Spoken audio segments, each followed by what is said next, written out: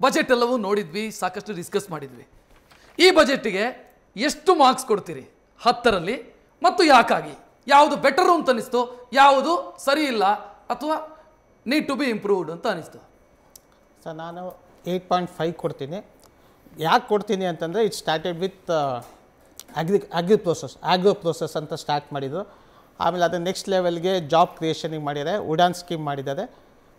Health sector almost ಅವ್ರು first budget start ಮಾಡಿದ್ದೆ 7 sector select ಮಾಡ್ಕೊಂಡು ಎಲ್ಲ ಸೆಕ್ಟ್ರಿಗೂ ಫೋಕಸ್ ಮಾಡಿ ಇನ್ವೆಸ್ಟ್ ಮಾಡ್ತಾರೆ. ನಾವು ಒಂದು ಫೆಡ್ರಲ್ ಸಿಸ್ಟಮ್ ಇರೋದ್ರಿಂದ ಸೆಂಟ್ರಲ್ಗೆ ಸ್ಟೇಟ್ ಕೋಆಪ್ರೇಟ್ ಮಾಡಬೇಕು. ಎಸ್, ಇದು ಭಾಳ ಇಂಪಾರ್ಟೆಂಟ್. ನಾವು ಯೂಶ್ವಲಾಗಿ ಎಲ್ಲಿ ಮಿಸ್ ಮಾಡ್ತೀವಿ ಅಂದರೆ ನಾವು ಸೆಂಟ್ರಲ್ ಫಂಡ್ ಅಲೋಕೇಟ್ ಆಗುತ್ತೆ. ಈಗ 1 ಲಕ್ಷ ಕೋಟಿ ಫಂಡ್ ಅಲೋಕೇಟ್ ಆಗಿದೆ ಅರ್ಬನ್ ಡೆವಲಪ್ಮೆಂಟ್ಗೆ ಅಂತ.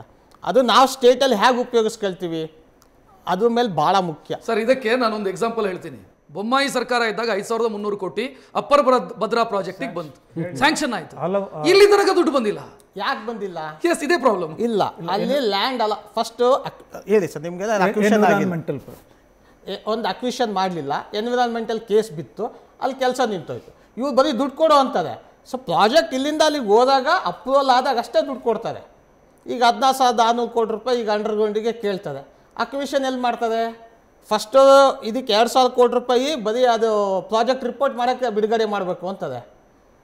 ನಮ್ಮ ರೈಲ್ವೆ ಬಂದು ಎಷ್ಟು ವರ್ಷ ಆಯ್ತು ಸರ್? ಸಬರ್ಬನ್ ರೈಲ್ ಯಾಕೆ ಇಂಪ್ಲಿಮೆಂಟ್ ಆಗಿಲ್ಲ ಇಷ್ಟು ವರ್ಷ? ಅಕ್ವಿಷನ್ ಆಗಲ್ಲ.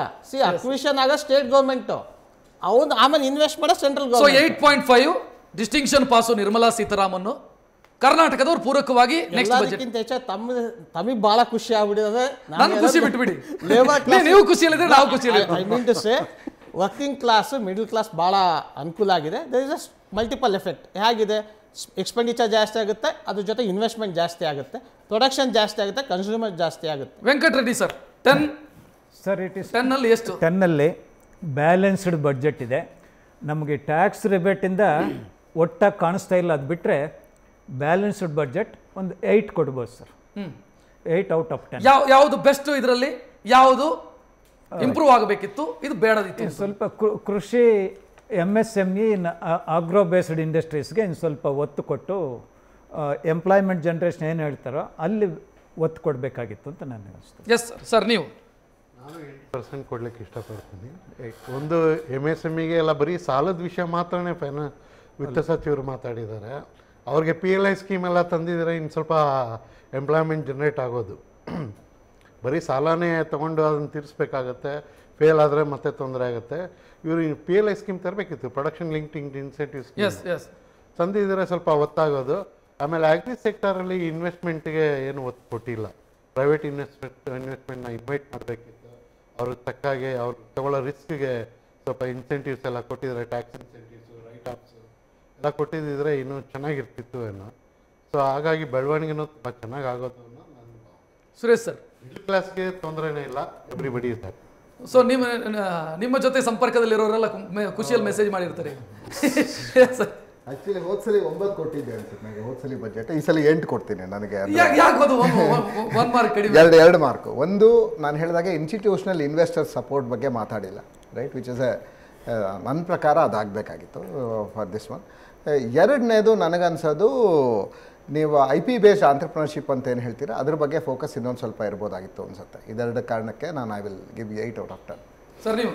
ಈಗ ಈ ಪ್ರಥಮ ಬಾರಿಗೆ ಈ ಬಜೆಟಲ್ಲಿ ನಾವು ಗಮನಿಸಿರೋದು ಅಂತಂದರೆ ಈ ಡಿಮ್ಯಾಂಡ್ ಸೈಡ್ಗೆ ಜಾಸ್ತಿ ಗಮನ ಹರಿಸಿದ್ದಾರೆ. ಸಪ್ಲೈ ಸೈಡ್ಗೆ ಮೊದಲು ಇನ್ವೆಸ್ಟ್ಮೆಂಟ್ ಮಾಡೋದು ಅದ್ರ ಬಗ್ಗೆ ಗಮನ ಹರಿಸ್ತಾಯಿದ್ರು. ಈ ಎಫೆಕ್ಟಿವ್ ಡಿಮ್ಯಾಂಡು ಅಥವಾ ಜನರಲ್ಲಿ ಹಣ ಜಾಸ್ತಿ ಇದ್ದು ಕನ್ಸಂಪ್ಷನ್ ಜಾಸ್ತಿ ಮಾಡಬೇಕು ಅನ್ನೋದನ್ನ ಪರಿಗಣಿಸಿದ್ದಾರೆ. ಅದರಿಂದ ಈ ಬಜೆಟಲ್ಲಿ ಡಿಮ್ಯಾಂಡ್ ಸೈಡ್ಗೆ ಜಾಸ್ತಿ ಪ್ರಾಶಸ್ತ್ಯ ನೀಡಿದ್ದಾರೆ ಮತ್ತು ಟ್ಯಾಕ್ಸ್ ಸ್ಲ್ಯಾಬಲ್ಲಿ ಅದೇ ರೀತಿ ಅದನ್ನು ಮಾಡಿದ್ದಾರೆ. ಬಟ್ ಈ ಬಜೆಟಲ್ಲಿ ಬಹಳ ಮುಖ್ಯವಾದ ವೀಕ್ನೆಸಸ್ ಏನು ಅಂತಂದರೆ ಈ ಸೋಷಿಯಲ್ ಸೆಕ್ಟರ್ ಡೆವಲಪ್ಮೆಂಟನ್ನು ಭಾಳ ನೆಗ್ಲೆಕ್ಟ್ ಮಾಡಿದ್ದಾರೆ. ಈ social sector including environmental conservation ಆಗಿರ್ಬೋದು, ಮತ್ತು ನ್ಯಾಚುರಲ್ ರಿಸೋರ್ಸಸಲ್ಲಿ ಫಾರೆಸ್ಟ್ ಕನ್ಸರ್ವೇಷನ್ ಆಗಿರ್ಬೋದು, ಬಯೋಡೈವರ್ಸಿಟಿ ಕನ್ಸರ್ವೇಷನ್ ಆಗಿರ್ಬೋದು, ಇದರಲ್ಲೆಲ್ಲ ಸಾಕಷ್ಟು ಒಂದು ಲೆವೆಲ್ ಪ್ಲೇಯಿಂಗ್ ಫೀಲ್ಡನ್ನು ಕ್ರಿಯೇಟ್ ಮಾಡೋದ್ರಲ್ಲಿ ಎಲ್ಲೋ ಒಂದು ಕಡೆ ಸೋತಿದೆ ಅಂತ ಹೇಳ್ಬೋದು. ಅದರಿಂದ ಇದು ಬಿಸ್ನೆಸ್ಗೆ ಜಾಸ್ತಿ ಪ್ರಾಶಸ್ತ್ಯ ನೀಡಿದಾಗಿಯೂ ಕೂಡ ಈ ಒಂದು environment, social sector, education, health ಮತ್ತು ವಾಟರು, ಈ ಒಂದು ರೂರಲ್ ಏರಿಯಾಸ್ ಮತ್ತು ಮಾರ್ಜಿನಲೈಸ್ ಕಮ್ಯುನಿಟಿಗೆ ಜಾಸ್ತಿ ಪ್ರಾಶಸ್ತ್ಯ ನೀಡಬೇಕಾಗಿತ್ತು ಅನಿಸುತ್ತೆ. ಅದರಿಂದ out of 10 6 I'll give. Yes, ನನ್ನ ಪೆನಲಿಸ್ಟ್ಗಳ ಭಾವನೆ ಅಥವಾ ಅಭಿಪ್ರಾಯದ ಪ್ರಕಾರ ನನ್ನ 4 ಜನ 8ರ ಆಸುಪಾಸಲ್ಲಿ ಕೊಟ್ಟಿರೋದ್ರಿಂದ ನನ್ನ ಭಾವನೆ ಅಲ್ಲ, ನಾನು ಪೆನಲಿಸ್ಟ್ಗಳ ಭಾವನೆಯನ್ನು ಹೇಳ್ತಾ ಇದ್ದೀನಿ. ನಿರ್ಮಲಾ ಸೀತಾರಾಮನ್ ಡಿಸ್ಟಿಂಕ್ಷನ್ ಪಾಸ್ ಆಗಿದ್ದಾರೆ ಅಂತ ಆಯ್ತು. ಹಂಗಿದ್ರೆ ಇವತ್ತಿನ ಬಜೆಟ್ನಲ್ಲಿ ಡಿಸ್ಟಿಂಕ್ಷನ್ ಪಾಸ್ ಆಗಿದ್ದಾರೆ. ನೆಕ್ಸ್ಟ್ ಪ್ರಶ್ನೆ ನಂದು ನೇರವಾಗಿ ಸುರೇಶ್ ಅವರನ್ನ ಕೇಳಬೇಕಾಗಿರೋದು. ಓಕೆ, ಡಿಸ್ಟಿಂಕ್ಷನ್ ಪಾಸ್ ಆದ್ರು ಮೇಡಮ್ ಅಂತ ಅನ್ಕೊಳ್ಳೋಣ. ನೆಕ್ಸ್ಟು ಸರ್ ಬರ್ತಾರೆ ನಮ್ಮದು ಕರ್ನಾಟಕದ ಬಜೆಟ್. ಏನು ಇದಕ್ಕೆ ಪೂರಕವಾಗಿ ಅದನ್ನು ಮಾಡಬೇಕು ಅನ್ನೋ ಕಾರಣಕ್ಕೆ ಅದನ್ನು ಆನಂತರ ಮಾಡೋದು ನಾವು ಯಾವತ್ತು. ಸೊ ಯಾವ ರೀತಿ ಇಲ್ಲಿ ಲಿಂಕ್ ಆಗಬೇಕು ಅಂತ ಸರ್, ಹೋದ ವರ್ಷನೂ ಅದೇ ಪ್ರಾಬ್ಲಮ್. ಈ ಬಜೆಟ್ಗೆ ಪೂರಕವಾಗಿ ನಿಮ್ಮ ಸ್ಟೇಟ್ ಬಜೆಟ್ ಇಲ್ಲ ಅಂದರೆ, ಇನ್ಫ್ಯಾಕ್ಟ್ ನಿನ್ನೆ ಎಕನಾಮಿಕ್ ಸರ್ವೇಲೂ ಅದೇ ಹೇಳ್ತಾ ಇರೋದು. ಅವರೇ ಈ ಬಜೆಟ್ನ ತುಂಬ ಒತ್ತೇನಿದೆ, state government should pull up their stocks ಅಂತ. ರೈಟ್, ನಾವು ಮಾಡೋದೆಲ್ಲ ಮಾಡ್ತೀವಿ, ಜೊತೆಗೆ state government should also work with us to create the right environment for business ಅಂತ.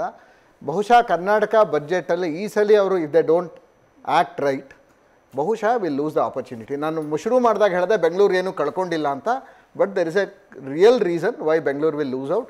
ಕರ್ನಾಟಕ ಬೆಂಗಳೂರಲ್ಲಿ ಓಡಾಡೋದಕ್ಕಾಗಲ್ಲ ಸರ್. ರಸ್ತೆಗಳು ಹೆಂಗಾಗ್ಬಿಟ್ಟಿದೆ ಅಂತಂದ್ರೆ ಯಾವ ಧೈರ್ಯದ ಮೇಲೆ ಇನ್ವೆಸ್ಟ್ ಮಾಡಲಿ ಅನ್ನುವಂಥ ಸ್ಥಿತಿ.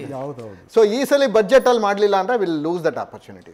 ಸತೀಶ್ ಸರ್, ನೀರು ಬಿಟ್ಟಿದ್ದೀನಿ ನಾನು ಕೇಂದ್ರದಿಂದ, ದೆಹಲಿಯಿಂದ ಹರಿದು ಬರ್ತಾ ಇದೆ.